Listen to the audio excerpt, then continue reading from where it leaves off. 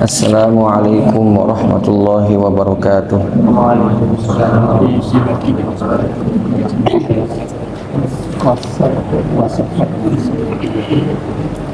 Alhamdulillah wassalatu wassalamu ala rasulillah wa ba'du.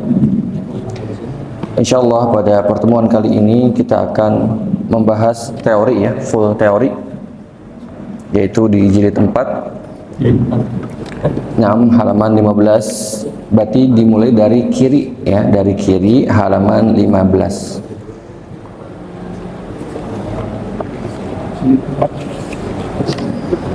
Udah seputar Al-Qur'an.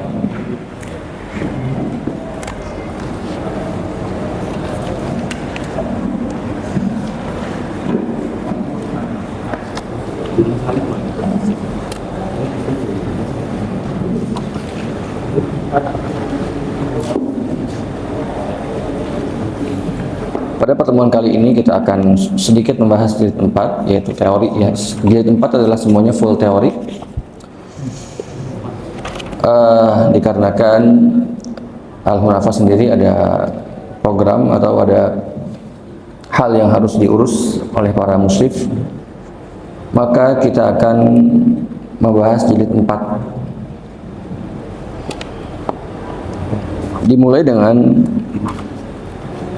Ustadz Arham, yaitu muallif daripada kitab ini, memulai dengan muqaddimah ya.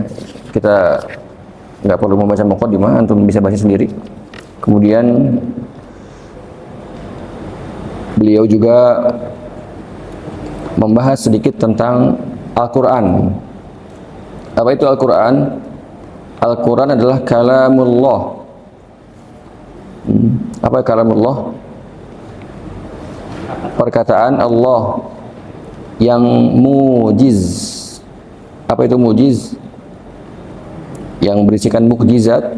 Mukjizat artinya adalah yang melemahkan ya, yang melemahkan orang-orang yang membacanya, yang bertemu dengannya.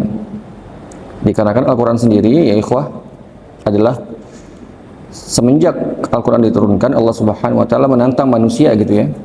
Allah Subhanahu wa taala berfirman, "Qul la in jama'atil insu wal jinnu ala ay ya'tu bimithli hadzal Qur'an la ya'tuna bimithli." Kalau seandainya manusia dan jin mereka bergabung untuk berusaha membuat Al-Qur'an, membuat buku yang semisal dengan Al-Qur'an, maka niscaya mereka tidak akan bisa membuat yang semisal dengannya.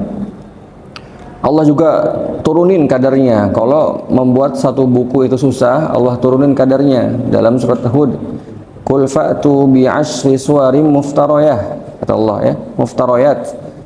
Gak usah satu Al-Quran, 10 surat saja. Ya, bahkan manusia ditantang untuk membuat 10 surat yang semisal dengan Al-Quran, tidak bisa juga. Allah turunin kadarnya menjadi qul fa'tu bi surah. Fa'tu bi surah, datangkanlah satu surat saja. Ya, yang mana Al-Quran ini diturunkan di negeri Arab, tepatnya di kota Makkah, yang ketika itu orang Arab sangat berbangga-bangga dengan bahasa mereka.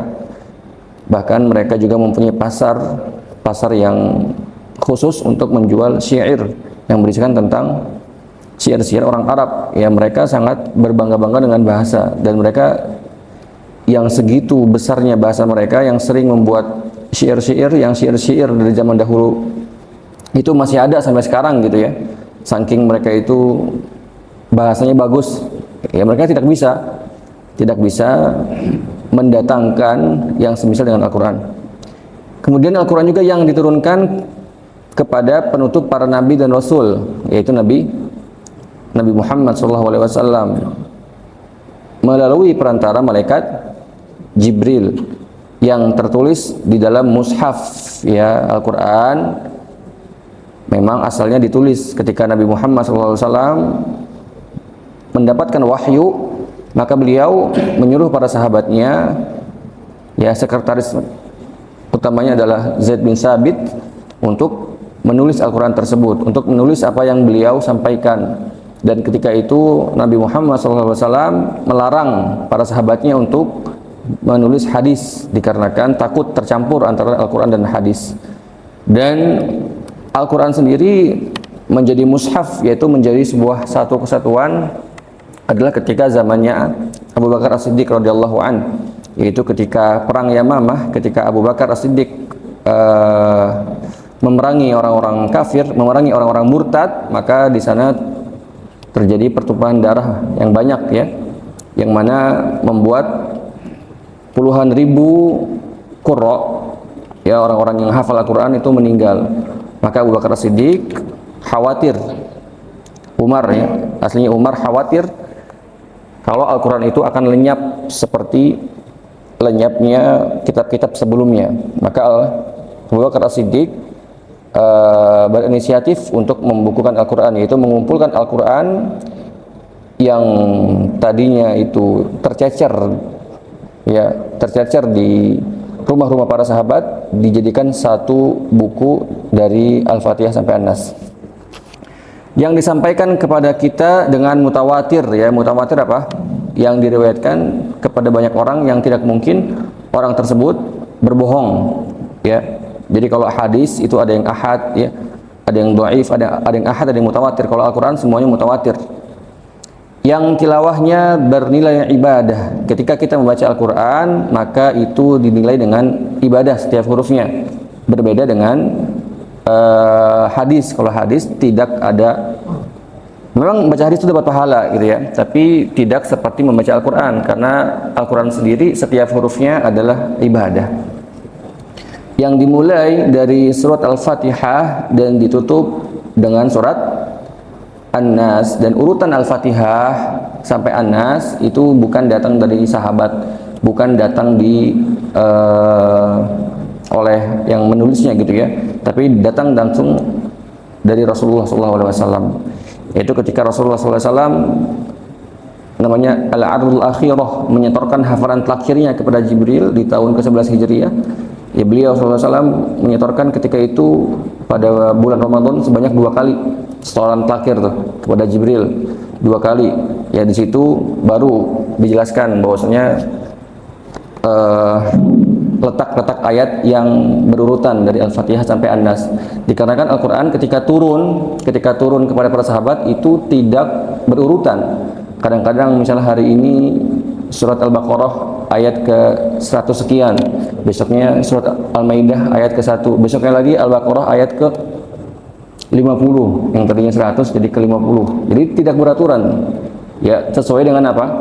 Sesuai dengan kebutuhan para sahabat, sesuai dengan kejadian-kejadian waktu itu.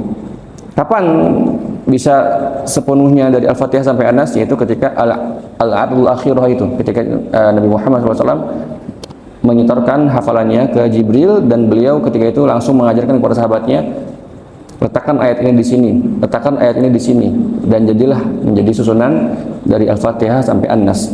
Dan perlu kita yakini bahwasanya susunan dari Al-Fatihah sampai An-Nas itu juga bukan ijtihadnya para sahabat, bukan ijtihadnya para ulama, tapi benar-benar turun dari wahyunya Rasulullah SAW. Kemudian nuzul Quran. Apa itu nuzul? Turunnya Al-Quran. Itu ada 2 kali ya. Allah Subhanahu wa taala berfirman, "Inna anzalnahu fi Lailatul Qadar." Sesungguhnya kami menurunkan Al-Quran di malam Lailatul Qadar. Maksudnya apa? Turun di malam Lailatul Qadar, kata Ibnu Abbas, adalah turun secara serempak. Seluruh Al-Quran turun dari Lauhil Mahfuz ke Baitul Izzah yang ada di langit dunia. Ya, kemudian tahap kedua barulah Al-Quran turun secara berangsur-angsur kepada Nabi Muhammad SAW melalui perantara malaikat Jibril selama kurang lebih 23 tahun, diawali dari surat Al-Alaq ayat 1 sampai 5 dan diakhiri dengan surat Al-Baqarah ayat 281. Wattaqu yaumal la tajzi nafsun an nafsi syai'a wa la yuqbalu minha syafa'atu wa la yu'khadhu minha 'adlu wa la hum yunsarun. Ya. Perlu digarisbawahi 281 ini adalah khilaf ya. Ini bukan pasti yaitu surat yang terakhir turun, itu para ulama masih khilaf, jadi bukan pasti ayat Al-Baqarah 281. Adapun Al-Alaq, yaitu adalah kesepakatan, tidak ada khilaf bahwasanya surat yang pertama kali turun adalah surat Al-Alaq dari ayat 1 sampai ayat 5. Nah, kemudian Makkiyah dan Madaniyah. Makkiyah adalah surat yang turun sebelum Nabi Muhammad hijrah ke Madinah. Ya. Kemudian Al-Madaniyah adalah ayat yang turun sesudah Rasulullah SAW hijrah ke Madinah. Jadi Madaniyah, walaupun ketika itu Rasulullah berada di Makkah, misalnya di tahun ke-3 Hijriyah, ya, atau tahun keberapa Hijriyah Rasulullah SAW pergi ke Makkah, maka walaupun itu turunnya di Makkah, tapi ini tetap dinamakan surat Madaniyah karena turunnya berdasarkan waktu, yaitu turunnya setelah Rasulullah SAW hijrah ke Madinah. Sebenarnya ini khilaf, tapi yang paling sahih pendapat tentang pengertian daripada Makkiyah dan Madaniyah adalah yang paling kuat, pendapatnya adalah ini. Makkiyah adalah sebelum Rasulullah hijrah ke Madinah, Madaniyah adalah setelah Rasulullah SAW hijrah ke Madinah. Kemudian kewajiban kita terhadap Al-Quran, ya, at-tasdiq. Apa tasdiq? Mengimani seluruh isinya. Kita percepat saja. Kemudian at-tahsin, membaca dengan baik dan benar Al-Quran, walaupun dia bahasanya bahasa Arab, tapi bukan dibaca seperti kita ngomong bahasa Arab, tapi dia ada kaidah-kaidah khusus, ada yang namanya mad panjang, ya, ada 6 harokat, ada 5 harokat, ada 2 harokat, ada gunnah, ada ikhfa, ada tarkik, ada tafkhim, tebal tipis, yaitu semua datang daripada Rasulullah SAW. Allah Subhanahu wa taala berfirman, warattilil Qur'ana tartila. Kemudian sikap kita selanjutnya terhadap Al-Quran, kewajiban kita adalah tafsir dan tadabbur, mentadabburi Al-Quran, ya. Kitabun anzalnahu ilaika mubarakul liyadabbaru ayatihi waliyatadzakkara ulul albab. Kitab ini diturunkan kepadamu dengan penuh keberkahan. Tujuannya adalah liyadabbaru ayatih, untuk kalian itu mentadabburi ayat-ayatnya, waliyatadzakkara ulul albab, dan untuk mengambil pelajaran orang-orang yang mempunyai akal. Tatbik al-amal, selanjutnya adalah mengamalkan apa yang terkandung di dalamnya. Tabligh wa da'watu ilaih, mendakwahkan, ya, menyampaikan apa yang ada di dalamnya. Ya, jadi nasihat anak yang sering anak ulang-ulang adalah ketika kita punya anak, ya, jangan sepenuhnya kita serahkan tahsin mereka, bacaan Quran mereka kepada guru, gitu ya, kepada guru TPA. Ya, kalau memang misalnya kita masih bisa memperbaiki bacaan anak tersebut, maka sebaiknya kita yang membenarkan sendiri orang tuanya, ya, karena kita akan mendapatkan pahala setiap apa yang dia baca. Ya, yang punya anak jangan malas untuk mengajari anaknya, ya, karena beda ketika kita taruh mereka di TPA, TPQ, TPA, apapun itu namanya, ya, gitu ya. Memang itu pakai uang kita, memang itu pakai usaha kita, ya, untuk membuat mereka bergerak untuk mengaji. Tapi sangat jauh berbeda ketika kita sendiri yang mengajari. Ya, jadi usahakan ketika kita mengajari anak kita adalah kita sendiri, jangan orang lain. Kemudian menghafal, ya, menghafal ini ada yang wajib, ya, yang wajib apa? Kita hafal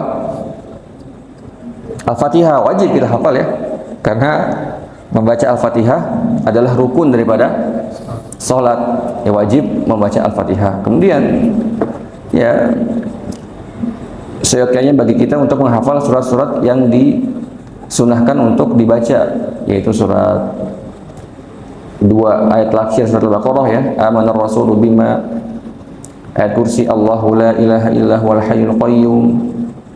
Ya Al-Kahfi kalau bisa dihafal, alhamdulillahillazi anzala ala 'abdihi al-kitaba wa lam yaj'al lahu 'iwaja. Ya ayat-ayat yang memang dia mempunyai kandungan, yang memang dia diperintahkan oleh Rasul untuk dibaca secara rutin, alangkah baiknya kita menghafalnya. Kemudian kita baca lagi, ini 10 prinsip ilmu tajwid, dilewat saja, ini terlalu mendetail beliau. Isti'adzah dan basmalah. Isti'adzah. Ya, jadi bentuk pemuliaan Allah Subhanahu wa taala terhadap Al-Qur'an adalah disunahkan halaman 24 ya. Halaman 24. Halaman 24 adalah isti'adzah, yaitu meminta perlindungan ya. Jadi dikarenakan Al-Qur'an ini mulia dan setan itu adalah setiap saat ada di samping kita, ada di sekitar kita, maka Allah Subhanahu wa taala memuliakan Al-Qur'an dengan berlindung kepadanya daripada syaitan, karena syaitan tidak pantas untuk mendengarkan Al-Qur'an, karena Al-Qur'an adalah wahyu yang mulia ya. Ada dua lafaz dalam Al-Qur'an, a'udzu billahi minasyaitonir rajim, yang kedua a'udzu billahi samii'il 'alim minasyaitonir rajim. Ya, dalilnya adalah fa iza qara'tal Qur'an fasta'iz billahi minasyaitonir rajim. Nah. Kemudian basmalah. Basmalah adalah lafaz bismillahirrahmanirrahim yang kita membacanya setiap kita memulai awal surat, kecuali surat apa? At-Taubah. Iya. Kenapa kok basmalah tidak ada di surat At-Taubah? Sekali lagi, ini adalah wahyu yang benar-benar terjaga gitu ya. Para sahabat benar-benar amanah. Ketika mereka mendengarkan Rasulullah tidak membaca bismillah dalam surat At-Taubah, mereka tidak menulis bismillah. Kalau kita mungkin yang jadi penulisnya, oh ini mungkin Rasulullah lupa gitu ya, kita bakal menulis bismillah tuh di situ. Kita akan menyangka beliau lupa. Tapi kalau para sahabat saking amanahnya gitu ya, karena ketika itu ya Rasulullah tidak membaca bismillah, ya mereka tidak menulis bismillah juga dalam mushafnya. Dalam mushaf yang ditulis dalam zaman Abu Bakar itu ya. Dan tidak ada hadis yang menyebutkan ya, hadis sharih, hadis yang jelas, hadis yang gamblang menjelaskan kenapa ya bismillah itu tidak ada dalam surat At-Taubah. Ya para ulama hanya mengambil faidah saja, hanya mengambil faidah bahwasanya kenapa At-Taubah tidak ada bismillahnya. Di antaranya adalah At-Taubah isinya tentang dosa dan peperangan. Ya dosa ketika kaum muslimin dalam berperang ya, tepatnya di perang Uhud ya. Maka tidak pantas yang isinya peperangan, yang isinya adalah dosa diawali dengan bismillahirrahmanirrahim. Itu faidah daripada para ulama. Adapun membaca yang kecek ya, cara membaca isti'adzah, basmalah dan awal surat semuanya boleh ya. Antum mau pisah semua boleh, sambung semua boleh, menyambung isti'adzah dengan basmalah kemudian memisahkan surat setelahnya boleh, kemudian memisahkan antara isti'adzah kemudian basmalah disambung dengan awal surat juga boleh ya. Kita praktekkan ya. Yang pertama adalah dipisah semua. A'udzu billahi minasyaitonir rajim. Bismillahirrahmanirrahim. Qul huwallahu ahad. Fadhal, iqra. A'udzu billahi minasyaitonir rajim. Bismillahirrahmanirrahim. Qul huwallahu ahad. Nah, yang kedua caranya adalah disambung semua. A'udzu billahi minasyaitonir rajim. Bismillahirrahmanirrahim. Qul huwallahu ahad. A'udzu billahi minasyaitonir rajim. Bismillahirrahmanirrahim. Qul huwallahu ahad. Yang ketiga adalah menyambung isti'adzah dengan basmalah dengan memisahkan awal surat. A'udzu billahi minasyaitonir rajim. Bismillahirrahmanirrahim. Qul huwallahu ahad. A'udzu billahi minasyaitonir rajim. Bismillahirrahmanirrahim. Qul huwallahu ahad. Kemudian memisahkan isti'adzah dan menyambung basmalah dengan awal surat. A'udzu billahi minasyaitonir rajim. Bismillahirrahmanirrahim. Qul huwallahu ahad. A'udzu billahi minasyaitonir rajim. Bismillahirrahmanirrahim. Qul huwallahu ahad. Ya, tadi kan ada tiga ya, ada isti'adzah, ada bismillah, ada awal surat. Yang sekarang yang kedua ini adalah cara menyambung dua surat, maksudnya akhir surat, basmalah dan awal surat. Sama caranya seperti yang di atas, cuman ini ada pengecualian. Yang tidak boleh adalah menyatukan akhir surat dengan basmalah, kemudian baru memisahkan awal surat. Kenapa? Nggak boleh, ditakutkan akhir surat dengan basmalah dikira oleh mustami, orang yang mendengar, adalah satu bagian, atau basmalah adalah bagian daripada akhir surat tersebut. Ya, kita langsung saja untuk mempersingkat waktu, langsung mencontohkan yang tidak boleh. Bagaimana yang tidak boleh, ikhwah? Gimana yang tidak boleh? Menyambung akhir surat dengan basmalah dengan memisahkan awal surat. Ya, kita contohkan. Fi jidha hablum min masadim. Bismillahirrahmanirrahim. Qul huwallahu ahad. Yang tidak boleh. Fadhol. Fi jidha hablum min masadim. Bismillahirrahmanirrahim. Nah, itu yang fadhol. Kemudian lanjut halaman 26 ya. Tingkat kecepatan membaca Al-Qur'an. Kata Imam As-Samanudi, wal hadru wat tadbiru ma' tahqiqi maratibul kulli 'ala tahqiqi. Yang hadir ya cepat, agak cepat gitu ya. Tapi di sini Ustadz siapa? Arham memberikan catatan dengan memperhatikan hukum tajwid. Jangan cepat-cepat tapi sama sekali hukum tajwidnya bablas gitu ya. Yang kedua adalah tadwir, membaca dengan sedang. Yang tahqiq, membaca dengan lambat. Ya, ini kadang-kadang ikhwah tidak biasa, mungkin terbiasanya membaca dengan tadwir ya, membaca dengan sedang. Maka ketika tahsin maka harusnya pakai tahqiq ya. Tahqiq itu benar-benar lambat banget ya. Jadi tahqiq tuh Bismillahirrahmanirrahim. Itu tahqiq ya, benar-benar lambat banget. Ya, yang menjadi PR kita belum bisa membaca tahqiq rata-rata ya. Kemudian di sini ada catatan juga, tidak boleh membaca dengan bacaan yang disebut dengan apa? Hazan atau hazramah, yaitu membaca cepat banget bacanya seperti membaca syair, maka tidak boleh.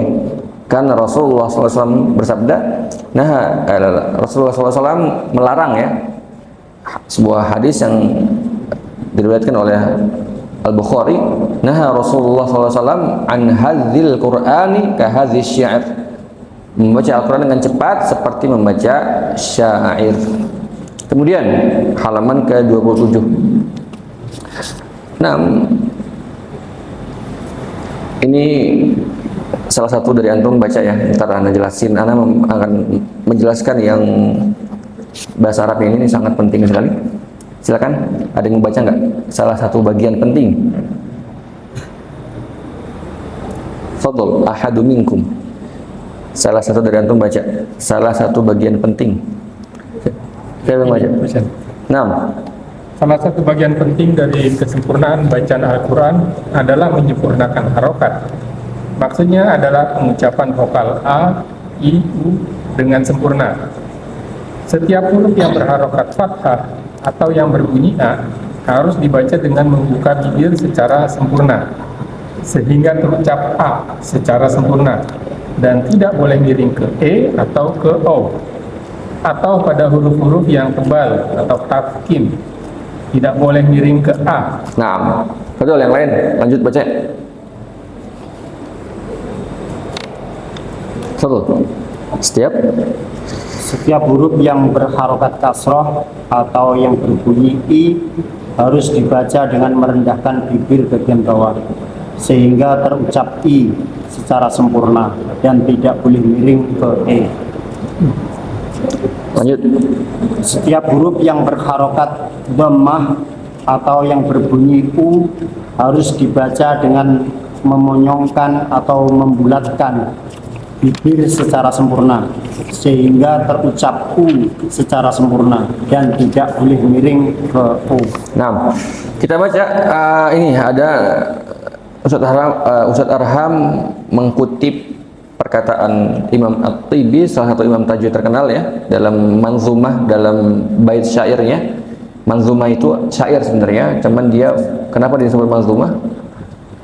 Kalau syair itu kan bebas tentang wanita, tentang yang jorok-jorok, tentang bebas kalau syair. Kalau manzumah itu syair tapi versi tentang ilmunya gitu ya. Jadi ada sajak-sajaknya. Al-Mufidu fi ilmi tajwid ya, dalam manzumahnya Al-Mufidu fi ilmi tajwid. Kita baca.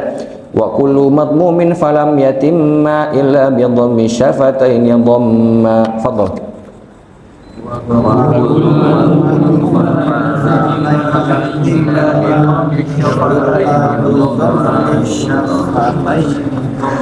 Setiap yang dhammah maka dia tidak akan sempurna. Nah, kata Imam At-Tibi, illa bi dhammi syafatayn dhamma, kecuali dia dengan memonyongkan bibir dengan semonyong-monyongnya. Dhamma di sini adalah taukid. Wa dzun khifadin bil khifadin li fami yatimu wal maftuhu bil fathi fahmi. Fadhal.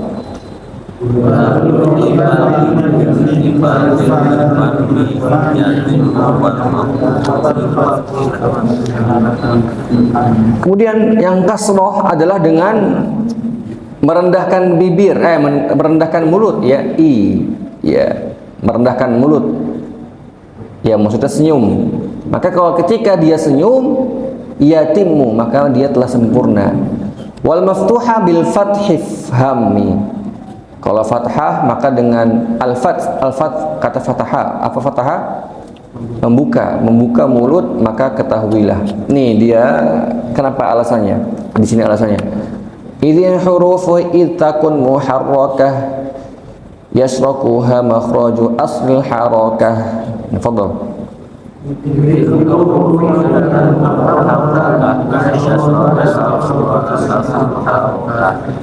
Ay makhrajul wawi wa makhrajul alif wa ya'u fi makhrajiha alladhi ya'rif. Ay makhrajul wawi wa makhrajul alif wa ya'u fi makhrajiha alladhi ya'rif. Ya, di sini itunya ya, yang poinnya gitu ya. Huruf itu kalau seandainya dibar harokat, maka dia mengikuti asli harokatnya, yaitu dengan waw, alif dan ya itu adalah makhraj aslinya. Jadi gini, harokat itu terlahir daripada tiga kata a, wa, ya. A itu mewakilkan fathah. Ya, kalau mengucapkan huruf a gimana? Kebuka kan a, maka dia fathah. Waw itu mewakilkan huruf dhamma itu mewakilkan huruf waw, maka ketika kita mengucapkan waw pasti monyong. Wal mursala, ya berarti kalau misalnya selain huruf waw misalnya alhamdu, kenapa du itu monyong? Karena dhammah huruf aslinya adalah dari waw. Ya, kemudian kasroh itu aslinya dari apa? Dari ya. Bagaimana kita mengucapkan huruf ya? Ya, kan gitu kan? Bukan ya, tapi iya. Iya, karena dia makhrajnya di tengah lidah. Iya. Coba ya yu. Ya yu.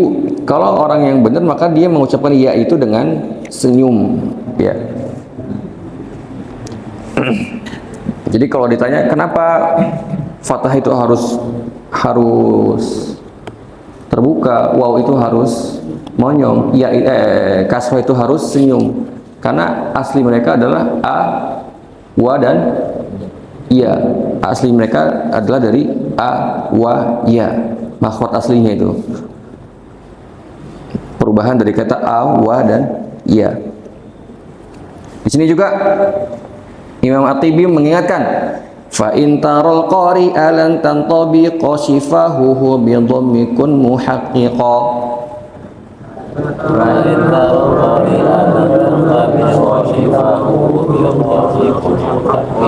Fa innahu muntaqisun ma dhamma wal wajibun nutqu biha mutamma.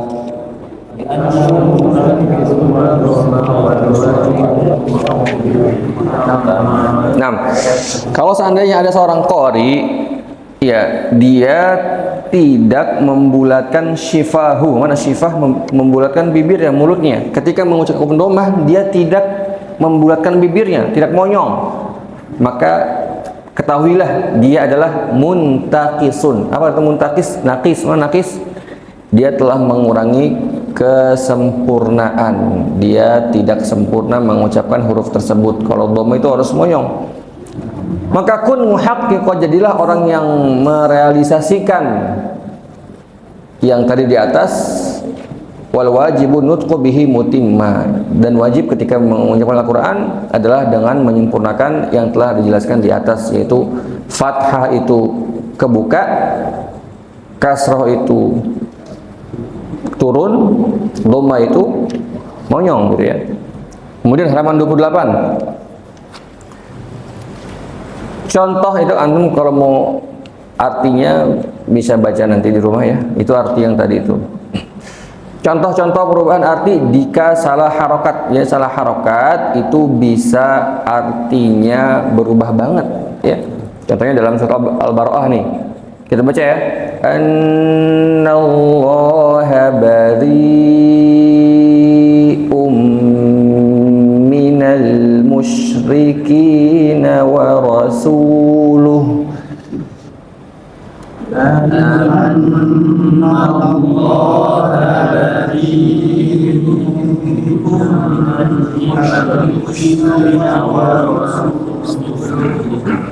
Allah berlepas diri, aslinya adalah Allah dan Rasulnya berlepas diri dari orang-orang musyrik. Tapi ketika Rasuluhnya kita ganti Rasuli, kita baca Annallaha bari'um minal musyrikin wa rasulih.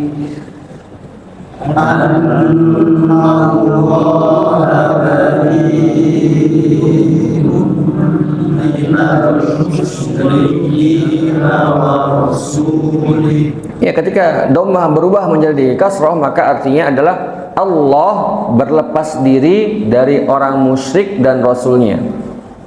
Allah berlepas diri dari orang musyrik dan Rasulnya. Aslinya artinya adalah Allah dan Rasulnya berlepas diri dari orang musyrik. Nah, contohnya lagi, misalnya ada salah panjang pendek, salah tadi kan salah harokat ya.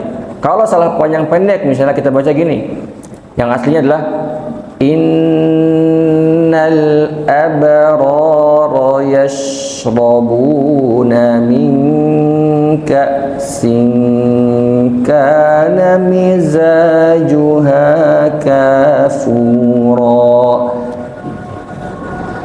Innal abrara yashrabuna min ka'sin kana mizajuha kafura. Orang-orang yang baik yang berbuat kebaikan, mereka di surga nanti akan meminum ya dari segelas air yang dicampurkan dengan kafuro. Kafur itu para ulama tafsir menafsirkannya adalah zat dari pohon yang tua ya, yang orang Arab itu tidak meminum kafur tersebut ya, yang itu adalah putih, airnya putih dan wanginya harum, tapi tidak untuk diminum. Ya, di sini para ulama menyimpulkan bahwasanya ini adalah khomer ya, yang semisalkan dengan kafur, maksudnya semisal dengan wanginya dan putihnya. Tapi kalau yang di dunia itu tidak untuk diminum, yang di akhirat bisa diminum, menunjukkan bahwasanya segala sesuatu yang ada di dunia sangat jauh berbeda dengan yang di akhirat. Segala sesuatu yang ada di dunia sangat jauh berbeda dengan yang di akhirat. Tapi kalau misalnya kita kafuro, kayaknya dipendekin gitu ya. Innal abrara yashrabuna min ka'sin kana mizajuha kafura. Innal abrara yashrabuna min ka'sin kana mizajuha kafura. Orang-orang yang berbuat kebaikan akan minum dari gelas yang bercampur dengan apa? Dengan orang-orang kafir. Jauh banget ya, kafuro sama kafuro. Contohnya lagi, la in syakartum la azidannakum. La in syakartum la azidannakum. Apabila kalian bersyukur, maka kami akan menambahkan nikmat kepada kalian. Akan ditambahkan lagi nikmatnya, akan ditambahkan. Jadi maknanya adalah akan. La di sini pasti akan, sungguh akan ya. Tapi kalau la nya dipanjangin, la in syakartum la azidannakum. La in syakartum la azidannakum. Apabila kalian bersyukur, maka kami tidak akan menambahkan nikmat kepada kalian. Ya, la sama la beda. Kalau la dalam bahasa Arab adalah taukid ya, pasti, sungguh, pasti atau sungguh. Kalau la-nya panjang artinya tidak ya, seperti itu. Jadi dalam bahasa Arab beda makhraj, salah arti. Panjang pendek juga salah juga ya. Nah, seperti itu. Mungkin ini yang bisa saya sampaikan. Insya Allah kita akan, ini kalau teori gini mah gampang, kelar ya. Tapi banyak juga ya. Subhanakallahumma wa bihamdika asyhadu an la ilaha illa anta astaghfiruka wa atubu ilaik. Assalamualaikum warahmatullahi wabarakatuh. ولقد يسرنا القرآن للذكر فهل من مدكر